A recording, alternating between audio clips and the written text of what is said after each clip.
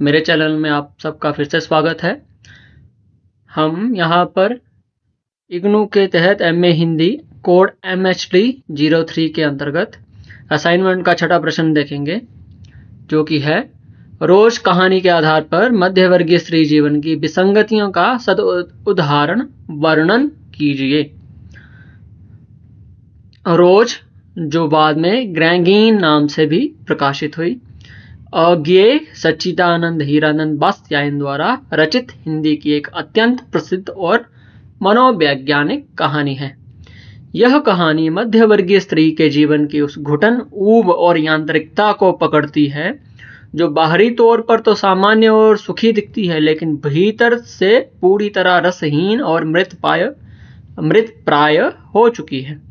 कहानी की नायिका मालती के माध्यम से अज्ञेय ने आधुनिक मध्यवर्गीय जीवन की उन विसंगतियों को उजागर किया है जहां विवाह और मातृत्व जैसी स्वाभाविक भूमिकाएं भी स्त्री के लिए एक रास्ता और ऊब का कारण बन जाती हैं।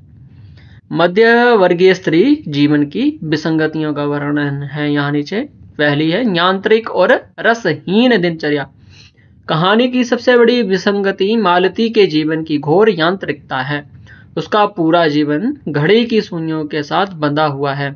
सुबह उठना, पानी भरना, बच्चे को संभालना, पति के लिए खाना बनाना, ये सब एक रास्ता और बिना किसी उत्साह के एक मशीन की तरह रोज होता है। उसके जीवन में कोई नवीनता, कोई उत्साह, कोई स्वप्न नहीं बचा है। उदाहरण, जब कहानी का वाचक मालती का दूर का भाई उससे पूछता है कि वह कैसी है, तो वह कोई उत्तर नहीं देती। उसका जीवन इतना घटनाहीन है कि बताने के लिए कुछ है ही नहीं।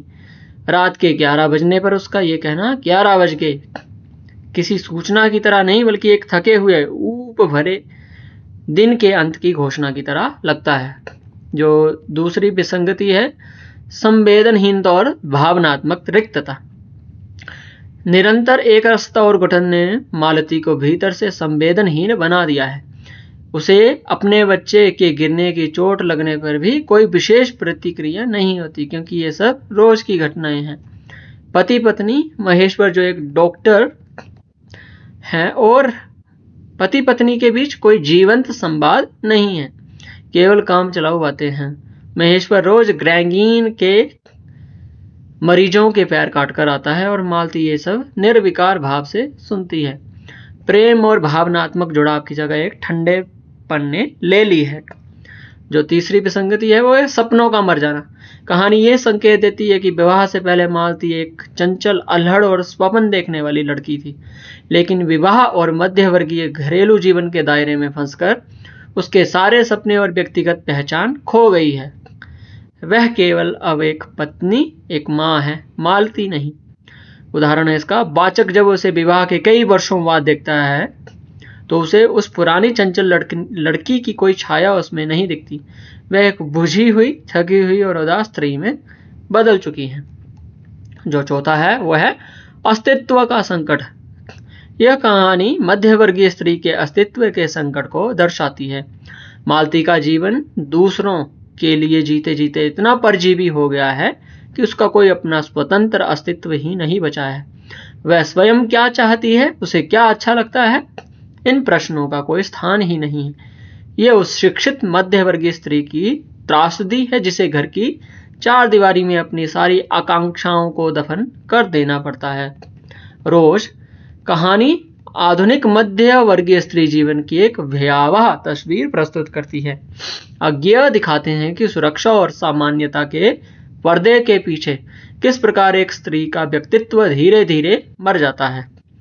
मालती का जीवन से उस विसंगति का प्रतीक है जहां जीवन एक उत्सव नहीं बल्कि एक बोझ बन जाता है और हर दिन पिछले दिन की तरह ही एक नीरस पुनरावृत्ति मात्र होता है।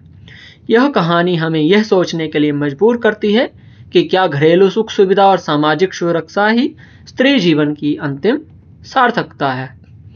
तो इस वीडियो में इतना ही। अगला जो प्रश्न है इसे हम करेंगे अगली वीडियो में। तब तक के लिए धन्यवाद।